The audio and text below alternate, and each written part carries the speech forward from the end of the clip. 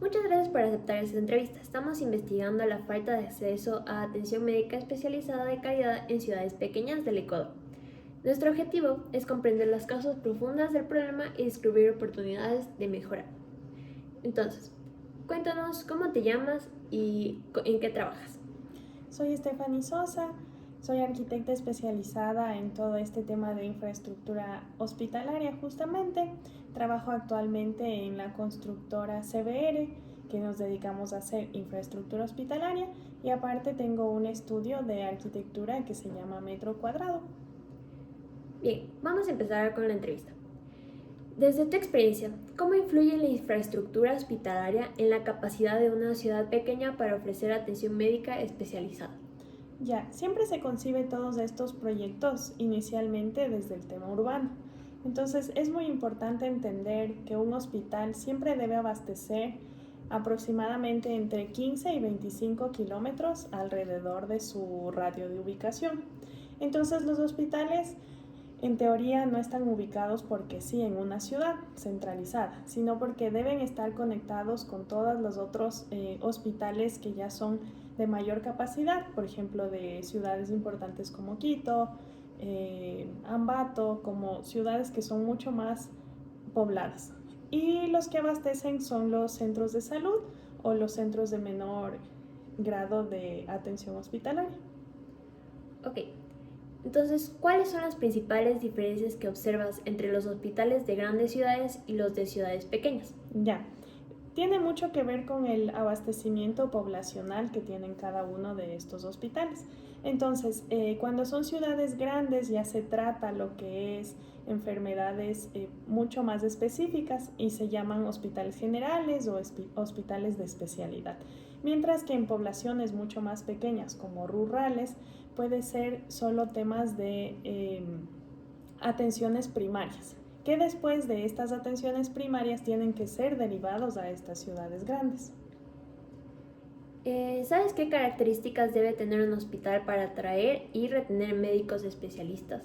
Es muy importante todos los servicios que ofrezca, ¿no? Por ejemplo, hospitales de especialidad como Solca, digamos, que es un hospital que tiene ya especialidad en temas de cáncer, entonces deben tener la infraestructura adecuada, deben cumplir con todo el crecimiento de las proyecciones según las personas y debe contar con los especialistas apropiados para poder tener y manejar los equipos que ellos tienen.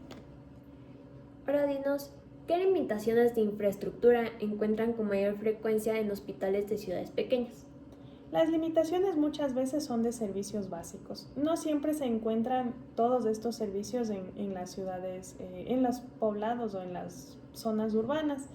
No se tiene el acceso, sobre todo a algo que es súper básico, el tema del agua o el tema de la iluminación. Y para estos centros médicos, el gobierno muchas veces crea estos espacios. ¿Cómo crees que afectan estas limitaciones a la calidad de atención que reciben los pacientes?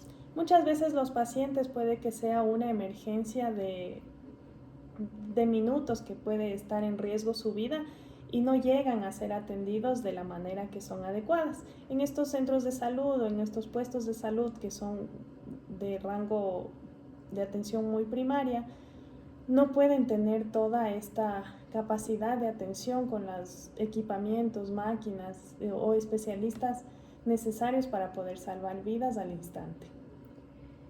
¿Has observado casos en los que una infraestructura inadecuada haya dificultado la incorporación de nuevas especialidades médicas?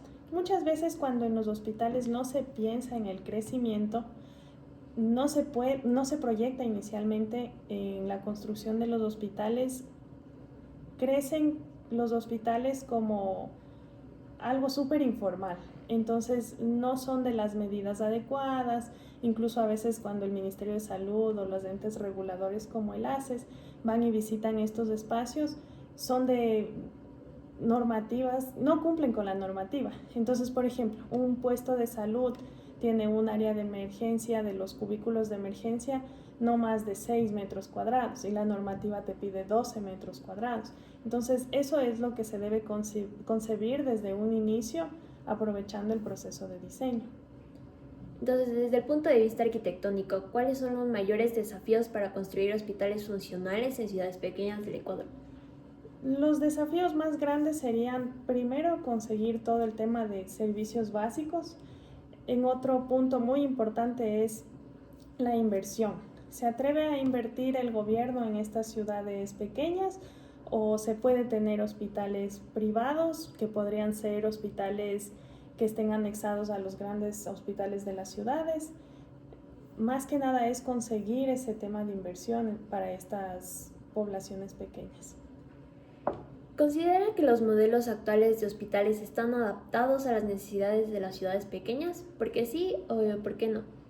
Sí se podría considerar, justamente ahora en la constructora CBR estamos trabajando en un proyecto que es para una población en el oriente. Es una población que no tiene más de 6.000 habitantes y se demoran más o menos como 1 hora y media o 2 en llegar a la ciudad principal. Entonces hemos encontrado el terreno, ahora estamos en procesos de pedir al ministerio diciendo este es el proyecto que se puede hacer, debe haber aprobaciones del todo el tema de servicios básicos, adaptaciones de las vías y el proceso de inversión. Si pudieras rediseñar la infraestructura sanitaria de las ciudades pequeñas desde cero, ¿qué cambios priorizarías? Yo pienso que siempre es importante tener un área de como primeros auxilios. Dentro de estas áreas de emergencia siempre hay un área que le reciben inicialmente para poder estabilizar a los pacientes. Entonces creo que deberían tener estos espacios súper adaptados para poder mantener al paciente y si es el caso que no cuenten con el servicio adecuado, poder enviarlo al centro de una ciudad. Pero siempre se debe tener en cuenta el tiempo ese que se puede ganar atendiendo con todos los equipos. ¿Qué necesidades de los pacientes suelen pasarse por alto al momento de planificar hospitales o centros de especialidades?